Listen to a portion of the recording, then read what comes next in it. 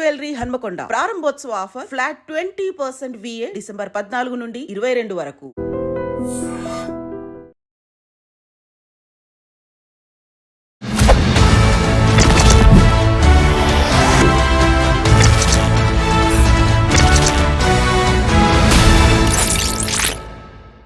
అందరికీ నమస్కారం. నేను Swaroopa Potlapalli. Welcome to I dream.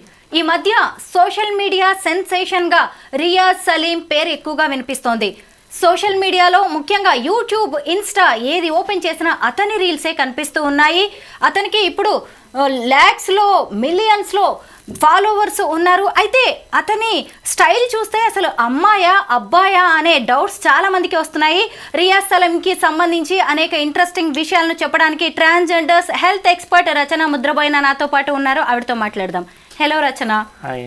Hi. మీరు కూడా చూస్తున్నారు కదా, రియాజ్ సలీంని ఫాలో అవుతూ ఉన్నారు. చాలా మందికి అతని గురించి అనేక డౌట్స్ ఉన్నాయి. అసలు రియాజ్ సలీం ఎవరు? రియాజ్ సలీం తను ఒక ఫెమినైన్ గే అని కూడా చెప్పుకోలేదు. జెండర్ నాన్ బైనరీ క్వియర్ పర్సన్గా చెప్పుకుంటున్నారు ఆయన.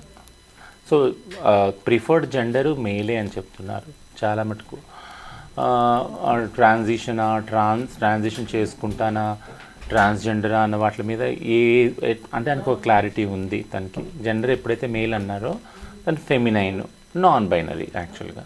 సో అంటే ఈ నాన్ బైనరీ అనేవాళ్ళు మన చుట్టూ చాలామంది కనిపిస్తారు. ఎవరైతే మేల్గా పుట్టి ఫెమినైన్గా కొద్దిగా ఉండేవాళ్ళు ఉన్నారో వాళ్ళ జెండర్ మేలే చెప్పుకుంటారు. బట్ కానీ ట్రాన్స్ అయితే కాదు వాళ్ళు. బట్ ట్రాన్స్గా వాళ్ళు గుర్తించుకున్నప్పుడు మనం కాదని కూడా అనలేము. సో ట్రాన్స్జెండర్లో ట్రాన్స్ విమెన్, ట్రాన్స్ మెన్ ఎట్లా ఉన్నారో జెండర్ నాన్ బైనరీ వాళ్ళు కూడా ఉన్నారు. వాళ్ళు మేలు ఫీమేల్లో సెట్ చేసుకోరు. ఐదర్ ఫెమినైన్గా ఉంటారు లేదా ట్రాన్స్ మెన్ అయితే మ్యాస్కులైన్గా ఉంటారనమాట. సో అదొక identity. It's a part of transgender community only unless until they identify themselves. Riyaz Salim గురించి మీకు బాగా తెలుసు. అతను ఎక్కడ పుట్టాడు, ఏం చదువుకున్నాడు, ఇప్పుడు ఏం చేస్తున్నాడు, వాటి గురించి మీ ద్వారా అతని స్టోరీ తెలుసుకోవాలని. చాలా కష్టపడి నా ఫ్యామిలీ నుంచి వచ్చారు వారు. కేరళలోకి వచ్చి ఏరియాలో చాలా డ్రీమ్స్ తోటి చాలా మటుకు తను మేకప్ ఆర్టిస్ట్ లాగా ఎదగాలి అని ఎంతో కష్టపడి, వాళ్ళ అమ్మగారు కూడా చిన్న ఉద్యోగం 10,000 సంపాదించి ఇల్లుని గడుపుకునే ఆ స్థాయిలో నుంచి ఈరోజు తనకంటూ ఒక ప్రత్యేకమైన ఇల్లు, బంగ్లా కట్టుకునే ప్లానింగ్లో నిజంగా ఉన్నారు అంటే నిజంగా హర్షించదగ్గ విషయం. ఎంతో కృషి ఉండుంటుంది యాక్చువల్గా తను. సో ఇనీషియల్గా జస్ట్ ఒక మేకప్ ఆర్టిస్ట్గానే తనకి ఆడమ్మాయిలాగా లిప్స్టిక్ పెట్టుకోవటము, ఐ ల్యాషెస్, ఐ మేకప్ చేసుకోవటము, ఫ్లాషీగా కొన్ని ప్రోడక్ట్స్, బ్యూటీ ప్రోడక్ట్స్ని ప్రమోట్ చేసేలాగా తన రీల్స్ అన్నీ ఉన్నాయి. ఆ విధంగానే తను ఎగ్జిబిట్ చేసుకున్నారు. రీల్స్ కూడా ఉన్నాయి. బట్ ఆల్ ద సడన్ ఒక మంచి ప్రోగ్రెస్ తనలో ఏం కనపడింది అంటే నాట్ ఓన్లీ అంటే దే ఆర్ ఎడ్యుకేటెడ్ యాక్చువల్లీ.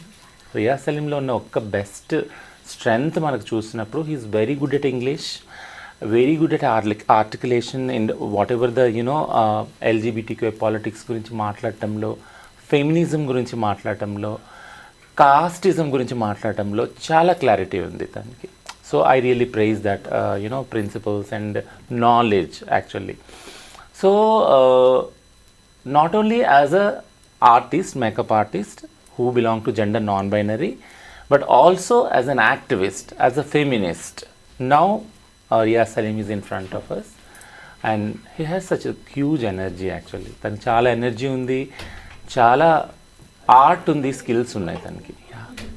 తను భలే నిజంగా హ్యాండ్సమ్గా ఉన్నాడు. అయితే తనవన్నీ చూస్తుంటే తన అటైర్ కావచ్చు, తన హెయిర్ స్టైలు, అసలు అమ్మాయా అబ్బాయా అనే ఒక డౌట్ తనే క్రియేట్ చేస్తున్నాడు కదా, ఒక కన్ఫ్యూజన్ అనేది. అంటే ఇప్పుడు నాన్ బైనరీ అంటే ఎలా ఉంటారు, వీళ్ళు పెళ్లి చేసుకోవచ్చా, అసలు ఏ జెండర్ని వీళ్ళు పెళ్లి చేసుకుంటారు? వెరీ గుడ్ క్వశ్చన్ ఇది. ఎందుకంటే సమాజంలో చాలామందికి ఆడ మగ వాళ్ళకి, ముఖ్యంగా ఆడ మగలోనే ఉంది సమాజం. ట్రాన్స్ వాళ్ళంటే కొద్దిగా ఐడియా ఉంది, ఎందుకంటే హిజ్రా సమాజం ఉంది కాబట్టి వీళ్ళు మగవాళ్ళుగా పుడతారు, తర్వాత సర్జరీలు చేయించుకుంటారు, ఇదంతా చాలామంది తెలిసిన విషయం.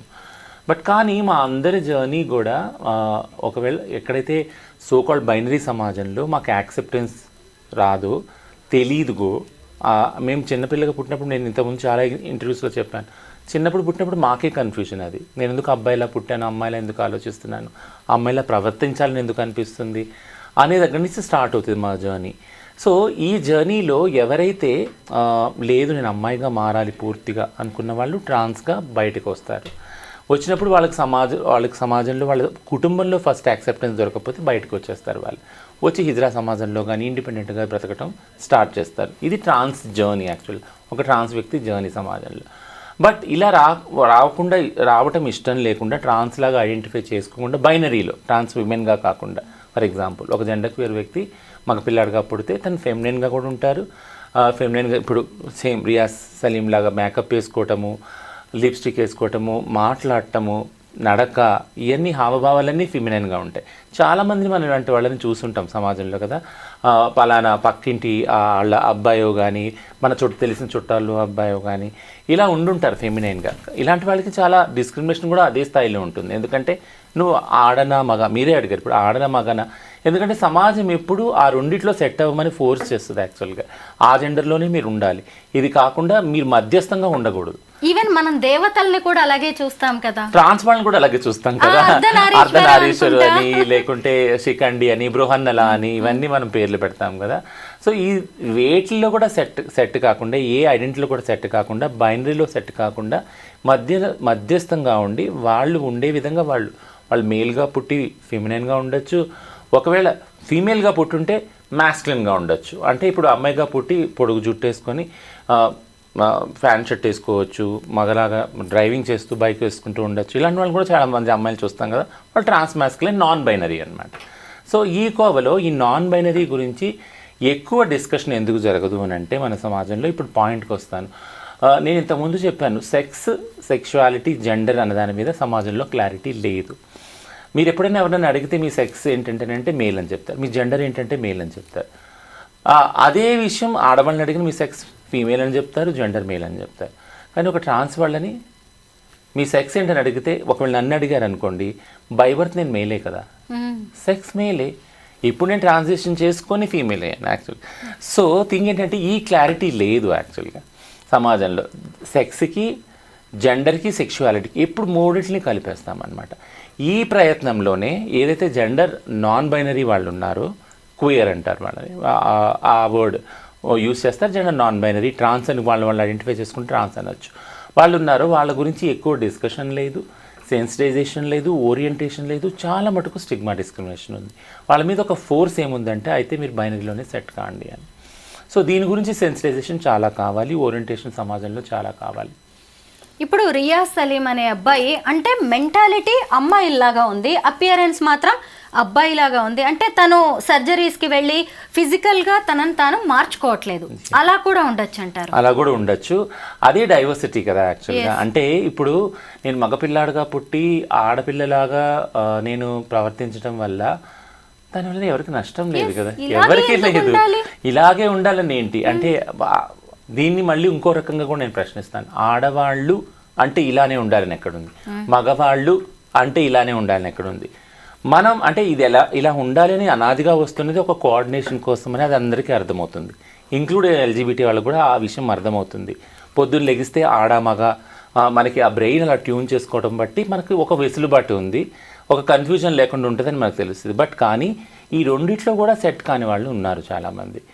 ట్రాన్స్ వాళ్ళు అయితే కొంతమంది ట్రాన్స్ వాళ్ళు మహిళలోనే సెట్ అవుదాం అనుకునే వాళ్ళు ఉన్నారు, ట్రాన్స్ మెన్లో సెట్ అవుదాం అనుకున్నారు. ఈ రెండిట్లో కూడా సెట్ కాని వాళ్ళు మన సమాజంలో చాలామంది ఉన్నారు. వాళ్ళ వల్ల నష్టం ఏం లేదు యాక్చువల్గా, ఈ బైనరీ వాళ్ళకి నష్టం లేదు. ఈ సోకాల్డ్ కోఆర్డినేషన్ ఏదైతే ఉందో, టాయిలెట్స్ కానీ లేకుంటే మేల్ ఫీమేల్ ఏదైతే కోఆర్డినేషన్ ఉందో అది వీళ్ళ ద్వారా కూడా అవ్వచ్చు, వీళ్ళని కూడా ఇంక్లూడ్ చేసుకొని కావచ్చు.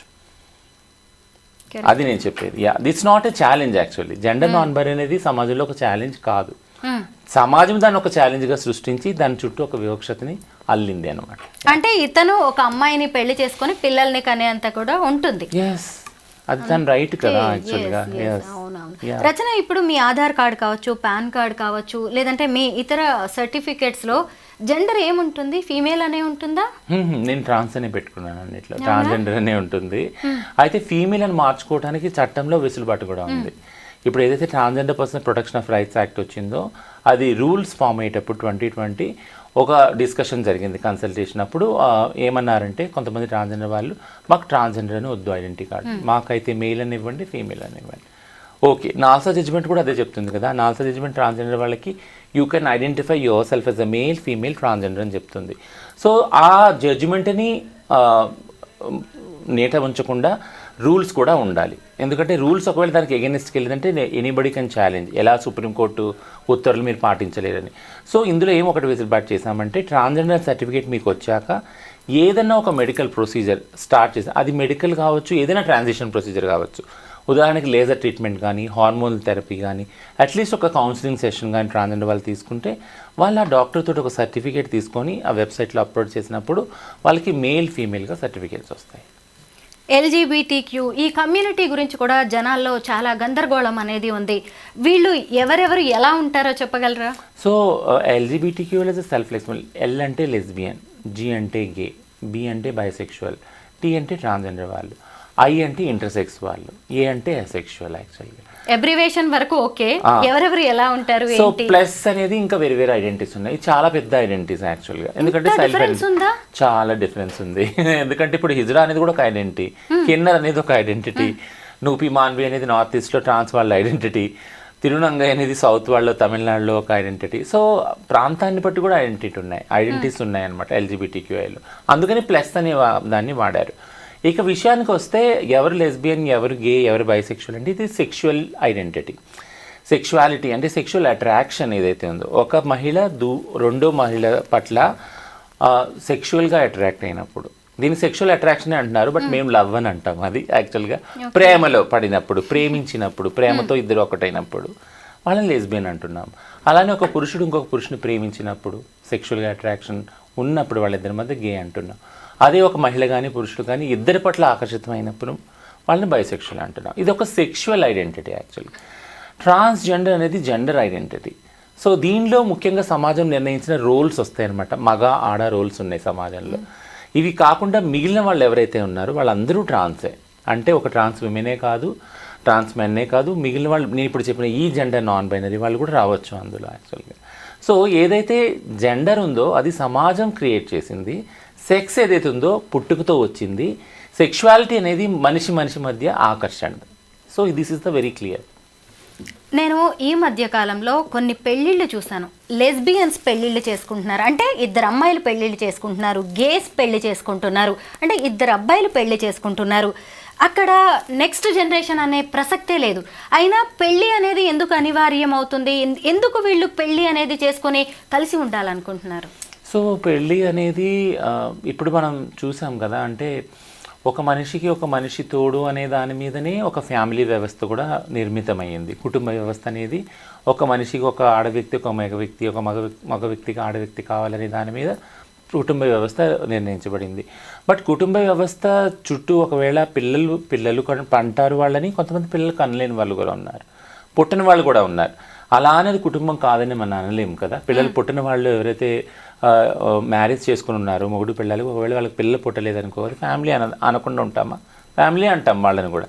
వాళ్ళకి కొన్ని కారణాల వల్ల పిల్లలు కలగలేదు. అది ఏదన్నా కావచ్చు, ఏ మెడికల్ కారణాల వల్ల కావచ్చు, వాళ్ళు వద్దనుకోవచ్చు, వాళ్ళంతటా వాళ్ళు పిల్లల్ని కొన్ని రోజుల తర్వాత అనుకోవచ్చు. పిల్లలు పుట్టడం అయితేనే, పిల్లలు పుడితేనే వాళ్ళ ఫ్యామిలీ అని మాత్రం అనలేము కదా. అదొకటి. రెండోది ఏంటంటే పిల్లలు కనడానికే పెళ్లి చేసుకోవట్లేదు అందరూ. ఇది మళ్ళీ చెప్తున్నాను ప్రతి ఇంటర్వ్యూలో. ఎందుకంటే reproduction is not the ultimate goal for the family or the marriage institution. ఒక మనిషికి ఇంకో మనిషి ప్రేమతోటి సపోర్ట్ తోటి ఉండడానికి అయ్యే ఒప్పందం మ్యారేజ్. ఓకేనా? అది అరేంజ్డ్ రిలేషన్షిప్ అన్నా కావచ్చు, లివింగ్ రిలేషన్షిప్ అన్నా కావచ్చు, ఒక వ్యక్తి ఒక వ్యక్తికి సపోర్ట్గా నిలబడేది ఆ వ్యవస్థ యాక్చువల్గా. దాని చుట్టూ కల్చరల్ పరంగా మనం అల్లింది ఏంటంటే ఒక అబ్బాయి ఒక అమ్మాయి కలిసి ఉండాలి అంటే పెళ్లి చేసుకుంటే వాళ్ళు ఒకవేళ విడిపోదలుచుకుంటే వాళ్ళ మధ్య ఉన్న గొడవలు అయితే అలాంటి గొడవల్ని డీల్ చేయడానికి మనం కొన్ని చట్టాలని, కొన్ని కల్చర్ని మనం దాని చుట్టూ ఫ్రేమ్ చేసాం. సమాజం అనేది ఫ్రేమ్ చేసింది. ఎందుకంటే పెళ్ళి అనే ఒక ఇన్స్టిట్యూషన్ని కాపాడటానికి, ప్రొటెక్ట్ చేయడానికి. ఎప్పుడంటే అప్పుడు ఇద్దరు వ్యక్తుల దగ్గరకు వచ్చి, ఇప్పుడు ఆడ మగ పెళ్లి చేసుకున్నప్పుడు ఖచ్చితంగా పిల్లలు పుడతారు. వాళ్ళు ఇష్టం వచ్చినప్పుడు వెళ్ళిపోయారనుకో, విడిపోయారనుకో, ఆ పిల్లల భవిష్యత్తు ఏమవుతుంది కదా. సో ఆ పిల్లల భవిష్యత్తు, అలాగే మానసిక మెంటల్ హెల్త్ ఏదైతే ఉంటుందో, ఒకళ్ళ మీద ఒకళ్ళు డిపెండెంట్ అయి ఉంటారు ఎమోషనల్గా, ఆ మెంటల్ హెల్త్ని ప్రొటెక్ట్ చేయడానికని డైవర్స్కి సంబంధించిన చట్టాలు, డొమెస్టిక్ వైలెన్స్ సంబంధించిన చట్టాలు ఇవన్నీ ఫ్రేమ్ చేసుకున్నారు దాన్ని కాపాడుకోవటానికి, ప్రొటెక్ట్ చేసుకోవటానికి. But same protection, same safety LGBT వాళ్ళకి లేవు. సో అది డిమాండ్ చేస్తూ ఉన్నారు గత కొన్ని సంవత్సరాల నుంచి. ఎందుకునంటే ఎల్జిబిటీ వాళ్ళకి పార్ట్నర్స్ దొరకటమే కష్టము. ఈ ప్రయత్నంలో ఎల్జిబిటీ వాళ్ళ దగ్గరికి సోకాల్డ్ ఏదైతే సిస్ కమ్యూనిటీ వాళ్ళు అప్రోచ్ అయ్యే ప్రమాదం ఉంది. అయ్యి వాళ్ళతో రిలేషన్షిప్లో ఉండి ఆ డొమెస్టిక్ వైలెన్స్, ఆ పార్ట్నర్ వైలెన్స్ కొన్ని రోజులు ఉండి వాళ్ళు ఒకవేళ వెళ్ళిపోతున్నారనుకో, సో దీనికి ఆ అడ్డుకట్ట ఆనకట్ట ఎక్కడుంది యాక్చువల్గా. అందుకని మ్యారేజ్ రేట్స్ చాలా అడుగుతున్నారు. ఎందుకంటే ఇది ఒక ఇమోషనల్ డ్రౌనింగ్ ఉంది ఇక్కడ ఇందులో. అంటే మెంటల్ హెల్త్కి సంబంధించిన విషయాలు చాలా ఉన్నాయి, సూసైడల్ అయ్యే ఛాన్సెస్ చాలా ఉన్నాయి. సో అందుకని ఇక్కడ ఎల్జిబిటీ రిలేషన్షిప్స్ని ప్రొటెక్ట్ చేయడానికి మ్యారేజ్ అనే దాన్ని డిమాండ్ చేస్తూ ఉన్నారు. మ్యారేజ్ అనేది ఎందుకు అన్నది మీ ప్రశ్న. యాక్చువల్గా దానికి వస్తాను. యాక్చువల్గా ఎలా అయితే ఫస్ట్లో చెప్పానో, ఒక వ్యక్తి సపోర్ట్ చాలా అవసరమని ఇమోషనల్గా ఉండటానికి. మనం అందరం జంతువులమే యాక్చువల్గా. జంతువులు అంటే మన చుట్టూ ఒక నాగరికతని అల్లుకున్నాం మనం కదా. సివిలైజేషన్ అనేది ఒక నాగరికత, ఒక భార్య, ఒక భర్త, పిల్లలు, ఫ్యామిలీ, ఇల్లు, అమ్మమ్మ, తాతయ్య, ఇదంతా ఒక నాగరికత మనం నేర్చుకున్నాం, అల్లుకున్నాం మన చుట్టూ మనం. అదంతా నాగరికత కూడా బైనరీలోనే ఉంది యాక్చువల్గా. ఆ బైనరీ నుంచి బయటకు వచ్చిన వాళ్ళు ఎల్జిబిటీ వాళ్ళు. ఆ బైనరీ ఏదైతే ఉందో వ్యవస్థ, అందులో నుంచి బయటకు వచ్చి జీవిస్తున్న వాళ్ళు ఒంటరిగా జీవించాల్సి వస్తుంది. సో ఒంటరిగా జీవించే తత్వము ఏ జీవికి కూడా లేదు. Every living being is a community being at the end of the day. మీరు అడవిలో చూసుంటారు కదా, జీబ్రాలన్నీ ఒక చోట, పులులన్నీ ఒక చోట, ఏనుగులన్నీ ఒక చోట గుంపుగా ఉంటాయి. సో మనం ఏం వాటికి వేరు కాదు కదా. అంటే ఇప్పుడు మనం బట్టలు వేసుకొని నాగరికత నేర్చుకున్న మనుషులు అయ్యాం, బట్ మనం కూడా అలాంటి కమ్యూనిటీ జీవాలమే కదా. సో కాబట్టి ఒక కమ్యూనిటీ అనేది ఎల్జిబిటీలో లేదు. ఎవరికి వాళ్ళు విడిగా వాళ్ళ తల్లిదండ్రులను వదిలిపెట్టి జీవించే మనుషులు, ఏకంగా అంటే సింగిల్గా జీవించే మనుషులు. సో వాళ్ళంతటా వాళ్ళు ఒక కమ్యూనిటీ ఏర్పరచుకోవాలి. ఎందుకంటే ప్రతి ఒక్క జీవికి ఒక కమ్యూనిటీ అవసరం. అందుకని ఈ మ్యారేజెస్ అనేది, లివింగ్ రిలేషన్షిప్ అనేది ఎల్జిబిటీలో చాలా ముఖ్యం అన్నమాట. ఈ లెస్బియన్, గే మ్యారేజెస్కి లీగల్ అప్రూవల్ ఉంటుందా? లేదు. హిందూ మ్యారేజ్ చట్టం ప్రకారం ఒక జడ్జిమెంట్ ఉంది మెడ్రాస్ హైకోర్టుది. ఒకవేళ హిందూ రిచువల్స్ ఫాలో అయ్యి చేసుకుంటే కనుక ఆ వధువు ఎవరైతే ఉన్నారో ఆమె హిందూ వధువుగానే పరిగణించబడుతుంది, ఆ పెళ్లిగా పరిగణించబడుతుంది. సో ఒక గుళ్ళో దండలు మార్చుకొని పురోహితుల మధ్య మంత్రతంత్రాలతో ఏదైతే జరుగుతాయో పెళ్ళిలో అది కూడా. బట్ క్రిస్టియన్ ప్రకారం కానీ లేదా ఇస్లాం ప్రకారం కానీ అది ఇప్పుడు వచ్చి యాక్సెప్ట్ అయితే లేదు. చాలామంది ఆర్య సమాజ్లో చేసుకుంటారు, అక్కడ సర్టిఫికేట్ కూడా దొరుకుతుంది. బట్ దాని లీగల్ వ్యాలిడిటీ కూడా ఇంకా క్వశ్చనింగ్. ఎందుకంటే ఇప్పుడు ఆర్య సమాజ్ ఇచ్చే మ్యారేజ్ సర్టిఫికేట్లనే ఒక క్వశ్చన్ మార్క్లో గవర్నమెంట్ పడేసింది యాక్చువల్గా. అయితే ఇలాంటి వాళ్ళు పిల్లలు కావాలి, మాకంటూ ఒకళ్ళు ఉండాలి అనుకున్నప్పుడు సరోగసీకి కానీ లేదంటే అడాప్షన్కి వెళ్ళే ఛాన్సెస్ ఉంటాయి? లేదు, ఆ రైట్స్ కూడా లేవు. సరోగసీ చట్టం పెట్టేటప్పుడు కూడా మేము చాలా కన్సల్టేషన్స్ చేశాము. సరోగసీ దానిలో ఎల్జిబిటీ వాళ్ళని ఇంక్లూడ్ చేయండి అని కూడా చెప్పడం చేశాము. బట్ ఎథికల్గా వాళ్ళు చాలా క్వశ్చన్స్ రైజ్ చేశారు. ఏంటి అని అంటే మామూలుగానే మేల్ ఫీమేల్ రిలేషన్షిప్స్లో ఆడవారికి సింగిల్ ఉమెన్ ఉన్నప్పుడు ఖచ్చితంగా వాళ్ళు టేక్ కేర్ చేయగలిగితే పిల్లల్ని వాళ్ళకి ఇస్తాం, ఎందుకంటే తల్లులు కాబట్టి. ఎవరైతే తల్లులు లేని పిల్లలు ఉన్నారో వాళ్ళకి ఇస్తాం, కానీ తండ్రికి సింగిల్గా ఉన్న వాళ్ళకి ఇయ్యరు. సో అక్కడ కూడా రూల్స్ చాలా స్ట్రిక్ట్గానే ఉన్నాయి. అదొకటి. ఇంకో ఫైనాన్షియల్ బేస్ ఒకటి, అంటే కన్సిస్టెంట్గా ఆ పిల్ల ఎవరైతే ఉన్నారో, పిల్లలు అనాథ అయి ఉన్నారు, తల్లిదండ్రులు లేని వాళ్ళు ఒకవేళ మీరు పెంపకాన్ని తీసుకుంటే వాళ్ళ విద్యాభ్యాసం కానీ, వాళ్ళ రోజువారీ జీవనం కానీ, జీవన స్టాండర్డ్స్ కానీ అవన్నీ వాళ్ళు మంచిగా తీసుకెళ్లేటట్టు వాళ్ళ ఇన్కమ్ లెవెల్స్ ఉంటేనే అదంతా ఫైనాన్షియల్ స్టెబిలిటీ చూసి ఇచ్చే ఒక ప్రొసీజర్ ఉంది యాక్చువల్ అడాప్షన్లో. సో సరగసీకి మాట్లాడుకున్నప్పుడు ఈ సరగసీలో చాలా మటుకు గే వాళ్ళు వాళ్ళకి పుట్టే పిల్లలకి సంబంధించిన ఏదైతే ఉన్నాయో అది ఎవరికి కనాలి, ఎలా కనాలి, దానికి ఒకవేళ దానికి ఆ పుట్టిన పిల్లల్ని వాళ్ళకి ఒక మంచి ఫ్యూచర్ ఇవ్వగలుగుతారా కదా. ఇప్పుడు పలానోళ్ళ ఇప్పుడు చాలామంది ట్రాన్స్జెండర్ వాళ్ళు పెంచుకుంటున్నారు చాలా కొన్ని కాలాలుగా. పలానా వ్యక్తి ట్రాన్స్జెండర్ వాళ్ళ కొడుకు కూతురు అనేది ఒక వివక్షత మళ్ళీ వాళ్ళకి అంటుకుంటుంది. గే వాళ్ళైనా అంతే, లెస్బియన్ వాళ్ళు అంతే. ఒకవేళ మన స్కూల్ సిస్టమ్స్లో, అడ్మినిస్ట్రేషన్ సిస్టమ్స్లో తండ్రి కానీ తల్లి కానీ వచ్చి సంతకం పెట్టాలి, ఖచ్చితంగా వాటిని డిక్లేర్ చేయాలి డాక్యుమెంట్స్లో. ఇదంతా ప్రొసీజర్స్ చాలా కష్టతరంగా ఉన్నాయి కదా. వీటిలన్నింటినీ ఒక ఛాలెంజ్గా వస్తుంది ఎల్జిబిటీ వాళ్ళకి. సరోగసీ కానీ లేక అడాప్షన్ కానీ రైట్స్ వస్తే చాలా ప్రాబ్లమ్స్ వస్తాయని అప్పుడు డిస్కషన్ అయ్యి దాన్ని పక్కన పెట్టడం జరిగింది. సో సరోగసీ రైట్స్ ఇప్పుడు కూడా లేవు, ఎవరికి లేవు. గేస్కి కానీ లెస్బియన్స్కి ఎవరికి ఉండవు. పిల్లల్ని దత్తత తీసుకోవడం విషయంలో అదే ఆ దత్తత విషయం ఏదీ లేదు, దత్తత విషయం లేదు, సరోగసీ కూడా లేదు. ఈ మధ్య కాలంలో ట్రాఫిక్ కానిస్టేబుల్స్, ట్రాఫిక్ అసిస్టెంట్స్గా కొంతమందిని ట్రాన్స్జెండర్స్ని తీసుకున్నారు కదా, 44 మెంబర్స్ని. మీ ఫ్రెండ్ వాళ్ళకి సంబంధించిన వాళ్ళందరూ, జాస్మిన్. అయితే ఇప్పుడు వాళ్ళని ట్రాఫిక్ వాలంటీర్స్గా తీసుకోవడం మీద కూడా చాలా నెగిటివ్ కామెంట్స్ వస్తున్నాయి. ఎందుకంటే ఇప్పటికే చాలామంది వెళ్ళిపోయి కలెక్షన్స్ చేస్తున్నారు, ఎక్కడ చూసినా రోడ్ల మీద ఎక్కువగా ట్రాన్స్జెండర్స్ వీళ్ళే కనిపిస్తున్నారు. మళ్ళీ వీళ్ళని ఇలాగా గవర్నమెంట్లోకి తీసుకొచ్చేసి వీళ్ళకి ఇంకా ఎక్కువ పవర్స్ ఇవ్వడమే అని కూడా కొన్ని విమర్శలు వచ్చాయి. దానికి మీరు ఏం సమాధానం చెప్తారు? అంటే మేము ఇచ్చినప్పుడు మేము 2 విషయాలు మేము అనుకున్నాం. ఏంటంటే ఆల్రెడీ ఇంతకుముందు అనుకున్న చాలా క్రైమ్ ట్రాన్స్జెండర్ కమ్యూనిటీ మీద ఉంది. రోజువారీ హింస జరుగుతుంది, వాళ్ళని రౌడీలు కొట్టడము, రక్తసిక్తం చేయటము. నిన్న కూడా ఒకటి జరిగింది. మేమేమనుకున్నామంటే ఇప్పుడు ఒకవేళ ట్రాఫిక్ వాలంటీర్గా వెళ్తే పోలీస్ డిపార్ట్మెంట్తో సన్నిహితంగా పనిచేస్తే ఖచ్చితంగా డిపార్ట్మెంట్ లైన్స్లో వాళ్ళకి ఒక ప్రొటెక్షన్ దొరుకుతుంది అని మేము అనుకున్నాం యాక్చువల్గా. సో అది కూడా ఒక మంచి జరుగుతుంది మన వాళ్ళకి.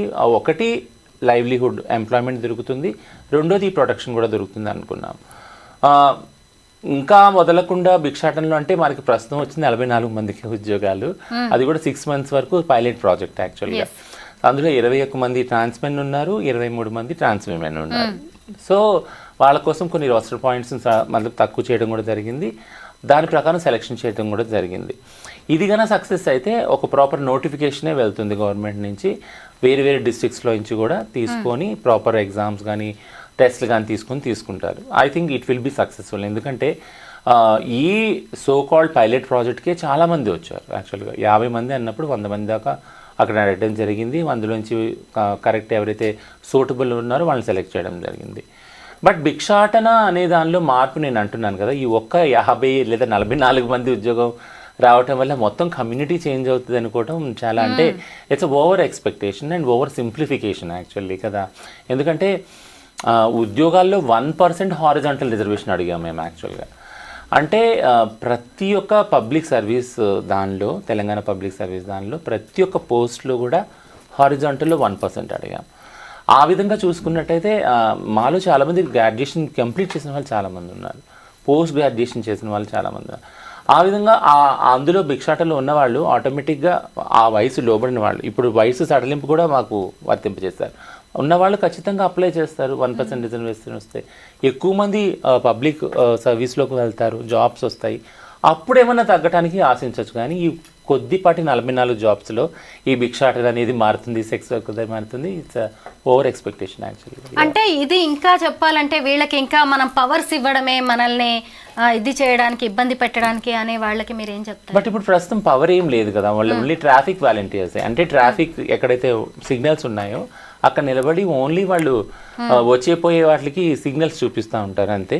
గవర్నమెంట్ పర్టికులర్ ఏదైనా జాగాలు ఏదైనా ఈవెంట్ అయితే అక్కడ వాళ్ళని వాడతారు. సో కాబట్టి ఇదేమీ అంటే పవర్తో కూడుకున్న పోలీస్ జాబ్ కాదు యాక్చువల్గా. ఇట్స్ ఎ డ్యూటీ ఓరియంటెడ్, అది కూడా ట్రాఫిక్ ఓరియంటెడ్ యాక్చువల్గా. So this is not equal to police. Correct. అయితే ఇవాళ కూడా మీరు ఒక గవర్నమెంట్కి సంబంధించిన మీటింగ్కి అటెండ్ అయ్యారు. ఏంటి ఆ మీటింగ్లో ఏం డిస్కస్ చేశారు? ఎందుకు ఆ మీటింగ్ కండక్ట్ చేశారు? సో తరచూ ఇప్పుడైతే ఏదైతే ట్రాన్స్జెండర్ డిపార్ట్మెంట్ సపరేట్గా ఫామ్ అయ్యింది, Telangana state department for empowerment of disability persons, senior citizens and transgender persons. ఇది మహిళా శిశు సంక్షేమ శాఖతో పాటు అనుబంధంగా పనిచేస్తుంది. సీతక్క కింద ఉంటుందా? సోషల్ వెల్ఫేర్ కింద ఉంటుంది. Seethakka department women and child development, దాంతో అనుసంధానంగా ఈ డిపార్ట్మెంట్ పనిచేస్తుంది. సో ప్లానింగ్ వచ్చి విమెన్ అండ్ చైల్డ్లో జరుగుతుంది. ఏ ప్రోగ్రామ్స్ ఎలా ఇంప్లిమెంట్ చేయాలి, బడ్జెట్ అనేది అక్కడ ఎలొకేట్ అవుతుంది. వాళ్ళ నుంచి ట్రాన్స్ఫర్ అయ్యి ఈ ప్రోగ్రామ్స్ అన్నీ ఫామ్ అవుతాయి అన్నమాట. ఇప్పుడు సోకాల్డ్ ఏదైతే ట్రాన్స్జెండర్ క్లినిక్స్ ఉన్నాయో 33 డిస్ట్రిక్ట్స్లో అవి, అట్లనే ఈ జాబ్స్ ట్రాన్స్జెండర్కి సంబంధించిన 44 ఏవైతే ట్రాఫిక్ ఈ జాబ్స్ ఇవన్నీ కూడా ఆ బడ్జెట్లో నుంచే ఆ డిపార్ట్మెంట్ నుంచే వస్తాయి యాక్చువల్గా. సో దానికి సంబంధించి ఇంకా చాలా పని చేయవలసి ఉంది. 33 క్లినిక్స్ ఎలా పనిచేయాలి, 33 డిస్ట్రిక్ట్స్లో కూడా ఫుట్ఫాల్ పెంచాలి, ట్రాన్స్ క్లయింట్స్ రావాలి ఆ క్లినిక్కి కదా. So almost all government has expended చాలా బడ్జెట్ దానికి ఎక్స్పెండ్ చేసింది ఒక్కొక్క డిస్ట్రిక్ట్లో క్లినిక్ని ఎస్టాబ్లిష్ చేయడానికి. ఇప్పుడు మనకు ట్రాన్స్జెండర్ వాళ్ళని అక్కడ పంపాలి యాక్చువల్గా. దానికోసం ఒక ప్రాపర్ ప్లానింగ్ జరుగుతూ ఉంది. ఎలా వాళ్ళు మొబిలైజ్ చేయాలి, ఏమన్నా కౌన్సిలర్స్ ముఖ్యమా, ఎందుకంటే మా వాళ్ళు హెల్త్ అనేది చాలా తక్కువ కేర్ తీసుకుంటారు, ఎందుకంటే నెగ్లెక్ట్ చేస్తారు. మాకు లైఫ్కున్న వాల్యూవే తగ్గిపోతుంది కదా. ఇప్పుడైతే డబ్బు ఉండదు, ముఖ్యంగా డబ్బు ఉన్న కొద్ది డబ్బు ప్రైవేట్ ఒకవేళ హెల్త్ కేర్లో అయిపోతే చాలా అయిపోతుంది, లక్షలుగా అవుతుంది. ఇంకొకటి ఏంటంటే అసలు ఎందుకు మనం హెల్త్ గురించి కేర్ తీసుకోవాలి, మన దగ్గర డబ్బు ఉన్నా కూడా. అంటే ఎలానో ఎప్పుడప్పుడు పోతాం కదా, ఇంక లైఫ్లో ఏముంది మిగిలి అని లైఫ్ మీద ఆసక్తే లేదు చాలామంది. అందుకని హెల్త్ మీద కూడా ఆసక్తి లేదు. ఒకవేళ చూపించుకోవాలంటే డబ్బులుంటే ప్రైవేట్ సెక్టర్లో కొన్ని లక్షలు ఖర్చు అయిపోతాయి, ఉన్న సేవింగ్స్ అన్నీ దానికి అయిపోతాయి యాక్చువల్లీ. సో ఇప్పుడు మా ప్లానింగ్ ఏంటి అంటే ఎలా ఇప్పుడు ట్రాన్స్జెండర్ క్లినిక్ అంటే ఓన్లీ ట్రాన్సిషన్ కాదు, అన్ని హెల్త్ ఇష్యూస్ ఆ క్లినిక్లో చూసేలాగా, మెంటల్ హెల్త్ ఇష్యూస్, అలానే క్రానిక్ డిజీజెస్, డయాబెటిక్, ఇవన్నీ కూడా చూపించుకోవడానికి రెగ్యులర్గా టెస్ట్ చేయించుకోవడానికి కూడా క్లినిక్స్ వెళ్ళచ్చు. బట్ 1 డే ఇచ్చారు పర్ వీక్. ఫ్యూచర్లో ఒకవేళ ఫుట్ఫాల్ పెరిగితే ఇంకా పెరగచ్చు. ప్లానింగ్ అంతా జరుగుతుంది. అంటే మీరు సర్జరీస్ చేయించుకోవడానికి కూడా ఆర్థికంగా సాయం చేస్తుందా ప్రభుత్వం? ఖచ్చితంగా చేస్తానంటుంది, ఎందుకంటే రేషన్ కార్డ్స్ ఏవైతే ఉన్నాయో అది ఆరోగ్యశ్రీ మాకు కూడా అప్లికబుల్ అవుతుంది. వైట్ రేషన్ కార్డ్స్ ఉన్న వాళ్ళకి రేషన్ కార్డ్ ప్రొసీజర్లో కొద్దిగా క్లారిటీ రావాలి యాక్చువల్గా. చాలా మందికి ఇంతకుముందు వచ్చినాయి, బట్ సింగిల్ ఉమెన్ ఏవైతే కార్డ్స్ ఉన్నాయో అవి డిఫాల్ట్ అయినవి, అవి మాకు ఇవ్వటం స్టార్ట్ చేశారు. అంటే ప్రతి ఒక్క గవర్నమెంట్కి ఒక నోషన్ ఏంటంటే ట్రాన్స్జెండర్ అంటే is equal to hijra, trans మహిళలు వీళ్ళే ఉంటారు, ఎందుకంటే వీళ్ళే కనపడతారు మనకి. But trans is a larger umbrella కదా. Trans men, trans women, trans feminine, trans masculine, gender non binary, ఇన్ని డైవర్సిటీస్ ఉన్నాయి కదా. సో ఈ ప్రొసీజర్లో వాళ్ళు ఇప్పుడు ఎక్కడొచ్చి స్టాల్ అయిందంటే, మేము ఆల్రెడీ ఫ్యామిలీస్తో ఉన్న జాగాలో మా పేర్లు ఉన్నాయి రేషన్ కార్డులో. సో మేము బయటకు వచ్చేసినప్పుడు ఆ పేర్లు తీయలేరు, ఇంకా మాకు సపరేట్ కార్డు ఇవ్వాలంటే అక్కడ అది ప్రాబ్లం అవుతుంది. సో దానికి ఒక పాలసీ డెవలప్ చేయాలి. అంటే అమౌంట్ ఎలా ఇస్తుంది మీకు, ఎన్ని లక్షల వరకు? సేమ్ ఆరోగ్యశ్రీలో మిగిలిన వాళ్ళకి ఎంత అప్లికబుల్ ఉందో అదే అమౌంట్ ట్రాన్స్ వాళ్ళకి కూడా అప్లికబుల్ ఉంటుంది, అదే అమౌంట్ ఉంటుంది. మాకు ఒకవేళ సర్జరీస్ లిస్ట్ ఇచ్చింది గవర్నమెంట్, ఉస్మానియాలోనే జరుగుతాయి సర్జరీస్, అంతటా జరగవు. ఒక ప్రొసీజర్స్ కూడా లే డౌన్ చేసింది. అంటే సైకలాజికల్ అసెస్మెంట్ ఇవన్నీ జరిగినాక ఒకవేళ తెల్ల రేషన్ కార్డు ఉంటే దాన్ని లింక్ చేసుకుని ఆరోగ్యశ్రీ అప్పుడు వస్తుంది. It's not a small procedure, it's a big procedure. దానికి standard operative procedures, guidelines కూడా ఫ్రేమ్ చేస్తుంది. మన ప్రభుత్వం దగ్గరే ఇంత ఉన్నప్పుడు మళ్ళీ చాలా మంది ట్రాన్స్జెండర్స్ ఎందుకు ఢిల్లీ, ముంబై వరకు వెళ్ళి సర్జరీస్ చేయించుకుంటున్నారు? మంచి క్వశ్చన్ ఇది. అంటే ఇది గవర్నమెంట్ కూడా అడిగారు యాక్చువల్గా, మన దగ్గర కూడా బయట చేయించుకుంటున్నారు. అది థింగ్ ఏంటంటే జెండర్ డిస్ఫోరియా అనేది అలా ఉంది యాక్చువల్లీ. ఎవరికన్నా కానీ సర్జరీస్ చేసుకోవాలి అసలు ఎందుకు అవసరం అని ఆలోచించే వాళ్ళకి ఒకటే ప్రశ్న ఏంటంటే, జెండర్ డిస్ఫోరియా కండిషన్లో ట్రాన్స్ వ్యక్తులు చాలా సూసైడల్ అవుతారు. అందులో ఒక ట్రాన్సిషన్ సర్జరీ ఒకటే కాదు, అంటే మెయిల్ ఏదైతే సెక్స్ మార్చుకునేది, male to female, male to male ఏదైతే ఉందో అది కాకుండా మనం ఇంతకుముందు మాట్లాడుకున్న ఫెమినైజేషన్ ప్రాసెస్. ఫెమినైజేషన్ ప్రాసెస్కి కొన్ని లక్షలు వాళ్ళ సేవింగ్స్ వెళ్ళిపోతాయి యాక్చువల్గా. ఫేషియల్ ఫెమినైజేషను, చిన్ను కానీ, నోస్ కానీ, బంప్స్ కానీ, వాట్ నాట్ యాక్చువల్లీ బాడీ అంతా feminisation. Is all because of dysphoria. So ఈ డిస్ఫోరియాని డీల్ చేసే మెంటల్ హెల్త్ ఎక్స్పర్ట్స్ లేరు, ముఖ్యంగా కౌన్సిలింగ్ చేసేవాళ్ళు, సైకాలజిస్ట్, సైకాట్రిస్ట్, క్లినికల్ సైకాలజిస్ట్ లేరు మనకి.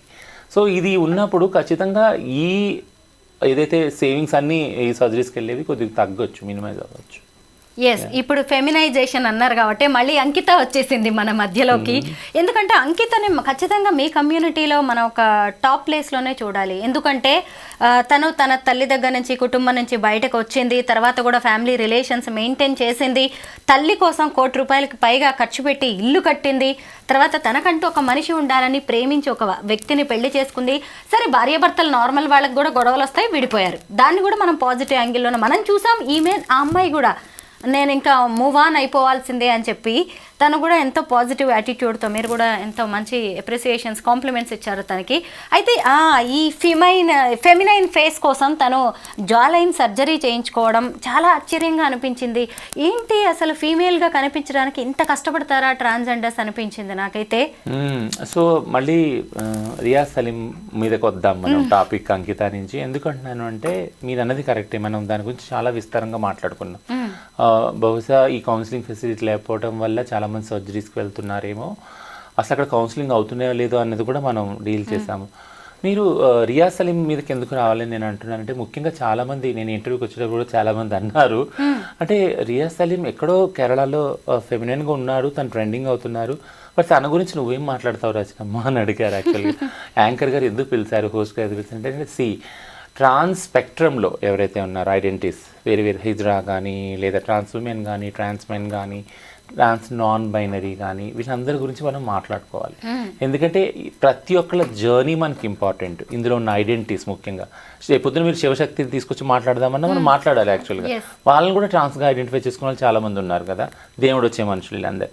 ముఖ్యంగా రియాజ్ సలీం గురించి నేను ఎందుకు అంటున్నాను అంటే, రియాజ్ సలీము చూసినప్పుడు ఎంత పవర్ఫుల్ ఆయన పర్సనాలిటీ చూసినప్పుడు నాకేమనిపిస్తుంది అంటే, ఎడ్యుకేషన్ ఒక మనిషిని ఒక ఒక ఒక మైనారిటీ కమ్యూనిటీ నుంచి రిప్రజెంట్ చేసినా కూడా ఎంత పవర్ఫుల్ పొజిషన్లోకి తీసుకొచ్చి కూర్చోపెడదన్నదాన్ని పెట్టచ్చు అన్నదానికి బెస్ట్ ఎగ్జాంపుల్ రియాజ్ సలీం. యాక్చువల్గా the way he speaks about every topic, not leave the makeup అదంతా పక్కన వదిలిపెట్టండి, బ్యూటీ ప్రోడక్ట్స్ ఇవన్నీ, బ్యూటీ టిప్స్ అవన్నీ కూడా పక్కన పెట్టినాక, as a personality, as an individual ఆయన బిల్డప్ చేసుకున్న ఆయన పర్సెప్షన్స్ అరౌండ్ ఫెమినిజం కానీ, ఆయన ఇంటర్వ్యూస్ చూశాను, ఆయన సెల్ఫ్ రీల్స్ కూడా చాలా చూశాను నేను.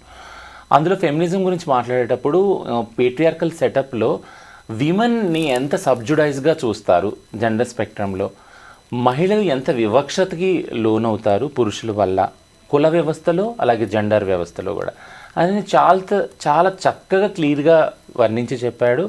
ముఖ్యంగా కేరళ, ఏదైతే కేరళలో మనం అనుకుంటాం మదర్హుడ్, 100% విమెన్ ఎడ్యుకేషన్ ఇవన్నీ మనం అనుకుంటాం, అక్కడ ఉన్న కుల వ్యవస్థ ఏదైతే ఉందో ఆ కుల వ్యవస్థలో ఎల్జిబిటీ వాళ్ళని ఎక్కడ ప్లేస్ చేసుకున్నారు వాళ్ళు అని తన జర్నీని అటాచ్ చేసుకుంటా ఎంత స్ట్రాంగ్గా కాన్ఫిడెంట్గా ఆయన చెప్పిన మాటలు నిజంగా I really praise him actually. ఎందుకంటే అలా మాట్లాడే వాళ్ళు మనకి చాలా తక్కువ మంది ఉన్నారు.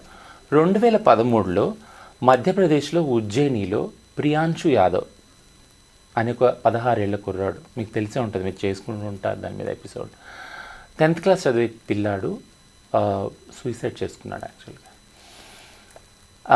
మీరు ఇన్స్టాగ్రామ్లో చూసినప్పుడు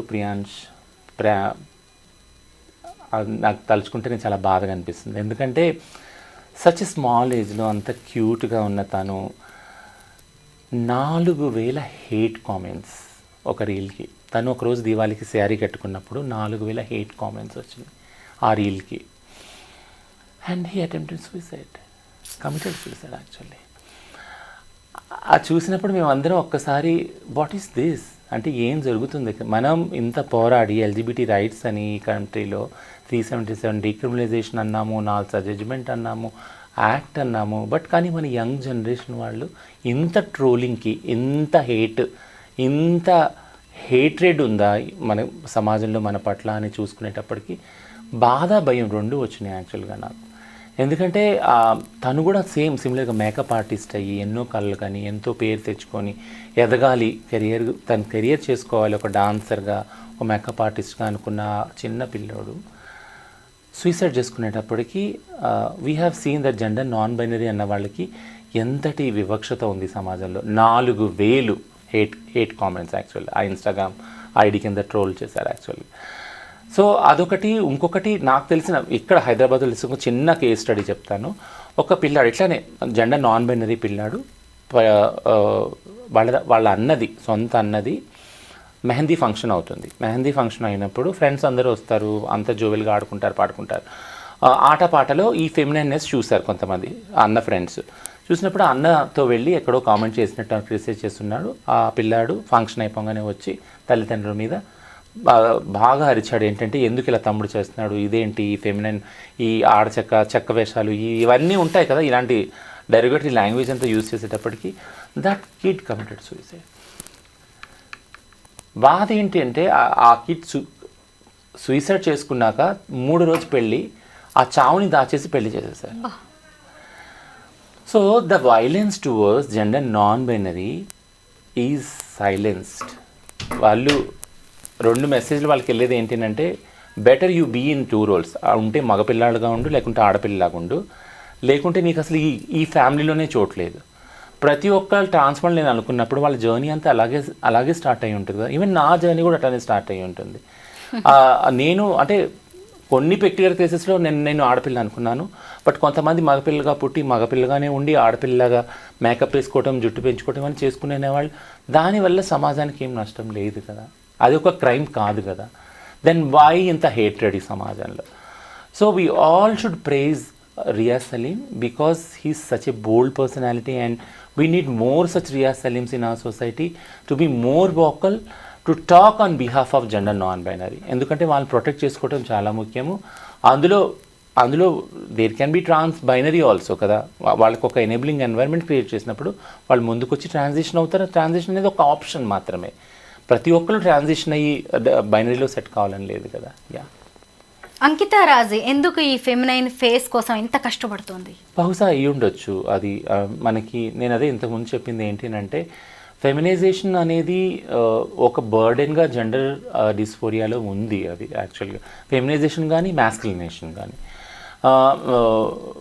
ట్రాన్స్ పురుషుల్లో తీసుకుంటే వాళ్ళు బాడీ బిల్డింగ్ ఇవన్నీ చేస్తారు యాక్చువల్గా. ఏదైతే ఇప్పుడు కొంతమంది ట్రాన్స్ మ్యాస్కులిన్, ట్రాన్స్ మెన్ అయితే ఎవరైతే ఉన్నారో మీరు చూడొచ్చు ఇన్స్టాగ్రామ్ ప్రొఫైల్స్లో, వాడు బాడీ బిల్డింగ్లో ఉండి మంచి శరీర దార్ఢ్యం చూసుకొని వాళ్ళు ఫైటింగ్ వీటిలన్నిటికీ వెళ్తూ ఉంటారు రెగ్యులర్గా జిమ్కి వెళ్ళి, ప్రోటీన్స్ అవన్నీ తీసుకొని. థింగ్ ఏంటంటే వాళ్ళలో అంటే మ్యాస్కులైజేషన్ కోసం ఏం సర్జరీస్ లేవు ఫర్ ఎగ్జాంపుల్, బట్ వాళ్ళ శరీరాన్ని ఎంత మ్యాస్కులైన్ చేసుకోవాలన్నది వాళ్ళు జిమ్కి వెళ్ళి చేసుకుంటారు. సేమ్ క్వైట్ ఆపోజిట్గా ట్రాన్స్ మహిళలు కూడా ఫెమినైజేషన్ వైపు వెళ్తారు యాక్చువల్లీ.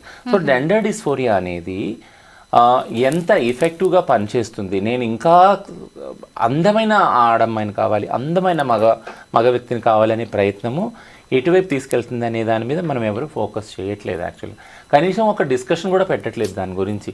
అది పెట్టిన రోజున అందం అనే దానికి పరిభాష మారిపోతుంది. ఇప్పుడు మాట్లాడుకుందాం, ఇది డిస్కషనే కదా. సో నేనేమంటున్నానంటే అందం, నేనేం చెప్పాలనుకుంటున్నాను, వెరీ గుడ్, ఇది క్లియర్గా ఉంది క్వశ్చన్. నేనేం చెప్పాలనుకుంటున్నానంటే అందం అనే దానికి పరిభాష ఏంటి, డెఫినేషన్ ఏంటి యాక్చువల్గా. అంటే ఇలా ముక్కుంటేనే, ఇలా మూతుంటేనే, ఇంత ఇలా సన్నగా ఉంటేనే, ఇలా ఉంటేనే, అంటే ఈ స్టాండర్డ్స్ ఎవరు మనకి డిక్టేట్ చేస్తున్నారు యాక్చువల్గా. మన చరిత్రలో తీసుకున్నా, మన పురాణాల్లో తీసుకున్నా కలర్కి సంబంధించి ఏది బైనరీ లేదే. కలర్ తక్కువ ఉన్న కృష్ణుడిని, రాముడిని కూడా దేవుడు అన్నారే, అవునా? పొట్టిగా ఉన్న వామనమూర్తిని కూడా దేవుడే అన్నారే, అవునా? సింహమోహం వేసుకొచ్చినది అన్ని దేవుడే అన్నారే, అవునా కాదా? అసలు రూపు లేని వాళ్ళు కూడా దేవుడు అన్నారు కదా కొన్ని మతాలు. సో నేను అనేది ఏంటంటే ఈ అందం అనే దానికి పరిభాష, డెఫినేషన్ని ఎవరు డిసైడ్ చేస్తున్నారు? Just dismantle this. అందం అనే ఏదైతే బైనరీ స్టీరియోటైపింగ్ ఏదైతే ఉందో దాన్ని మనం డిస్మాంటిల్ చేయాలి. ఎలా ఉన్నా, లావుగా ఉన్నా, పొడుగ్గా ఉన్నా, పొట్టిగా ఉన్నా, బక్కగా ఉన్నా, ఎలా ఉన్నా కూడా, ఏ కలర్లో ఉన్నా, తెల్లగా ఉన్నా, చామంచాయలో ఉన్నా, నల్లగా ఉన్నా, అందం అనేది మనసుకి పరిమితము, శరీరానికి పరిమితమైనది కాదు. సో శరీరానికి కనపడేది ఓన్లీ ఒక ఆకారం మాత్రమే, ఓన్లీ కొన్ని ఛాయలు మాత్రమే. ఈ అందం అనే దానికి ఎప్పుడైతే డెఫినేషన్ మారుతుందో ఖచ్చితంగా జెండర్ డిస్ఫోరియాతో ఎవరైతే బాధపడుతున్నారో ట్రాన్స్ వాళ్ళు, ఫెమినైజేషన్ చేసుకోవాలి, మ్యాస్కులినేషన్ వైపు వెళ్ళాలనుకునే వాళ్ళ మీద ఒత్తిడి తగ్గుతుంది యాక్చువల్గా. ఫర్ ఎగ్జాంపుల్ ఇప్పుడు నేను అన్నాను, నేను ఫస్ట్ నుంచి ఆడపిల్లనే అనుకున్నాను. నాకు నా జీవితంలో లక్కీలీ నన్ను నాలా ప్రేమించే వాళ్ళు దొరికారు. నేను మీకు ఎన్నో ఇంటర్వ్యూస్లో చెప్పాను కదా, నా హస్బెండ్ నన్ను నాలాగా ప్రేమించాడు. ఇప్పటికి ప్రతి వారంలో ఒకసారి అడుగుతాను, ఏం చూసినాడు ప్రేమించావా అని. ప్రతి ఇంటర్వ్యూలో కూడా చెప్తారు. బట్ చూస్తారా ఇంతకైనా? ఖచ్చితంగా చూస్తూ ఉంటారు. సో ఖచ్చితంగా he never stop me and he also do, and చాలా స్టేటస్లు, స్టోరీస్లో అప్లోడ్ చేస్తూ ఉంటారు ఆయన. అంటే డైరెక్ట్గా నాకు కాకుండా నాకు అర్థమయ్యేలాగా అనమాట, that like you are beautiful and beauty is not for like body అని. సో నేను చెప్పేది ఏంటంటే సమాజంలో బ్యూటీ యొక్క పరిభాష మార్చాలి మనం. కలర్ని, ఎత్తుని, పొడుగుని, లావుని దీన్ని బట్టి అందం ఉండదు. అందం అనేది మనసుకు సంబంధించింది, వయసుకు సంబంధించింది లేదా ఆకారానికి సంబంధించింది కానే కాదు. మనిషిని మనిషిగా ప్రేమించడం స్టార్ట్ చేయాలి అనేదాన్ని ఒక సమానత్వాన్ని ఎప్పుడైతే మనం ప్రచారం చేస్తామో, అమల్లో తీసుకొస్తామో, అప్పుడు ఇది గ్రాడ్యువల్గా తగ్గిపోతుంది. యా. కానీ రియాజ్ సలీం గురించి కామెంట్స్ చూస్తున్నప్పుడు నాకు నిజంగా మీతో ఇలా ఒక ఇంటర్వ్యూ చేయాలి అనిపించింది. ఎందుకంటే దేని గురించి అయినా నాకు ఏ డౌట్ వచ్చినా ట్రాన్స్ కమ్యూనిటీకి సంబంధించి నేను మిమ్మల్ని ముందు పిలుస్తాను. ఎందుకంటే మీరు స్టడీ చేస్తారు, చాలా దగ్గరగా వాళ్ళతో ఉంటూ ఉంటారు, కాబట్టి మీరైతేనే ఇంకాస్త ఆడియన్స్కి ఇన్ఫర్మేషన్ ఇవ్వగలరు అనిపిస్తూ ఉంటుంది. నాకు కూడా మిమ్మల్ని కలవడానికి ముందు అందరికీ ఉన్నట్టే ట్రాన్స్ మీద కొన్ని అపోహలు ఉండే, భయాలు ఉండే. ఎందుకంటే కొంతమంది బయట కనిపిస్తున్న వాళ్ళు అలా ఉన్నారు. మీరు కూడా చెప్తూనే ఉన్నారు కదా, వాళ్ళలో మార్పు కోసం మేము కూడా ప్రయత్నిస్తున్నాము అని చెప్పి. ఇప్పుడు పోలీస్, ట్రాఫిక్ వాలంటీర్స్ నుంచి కూడా మంచి మెసేజ్ వెళ్ళే ఛాన్స్ ఉంది. మొత్తానికి రియాజ్ సలీం గురించి చాలా మంచి ఇన్ఫర్మేషన్ మాకు ఇచ్చారు. Thank you Rachana, thank you so much. Thank you.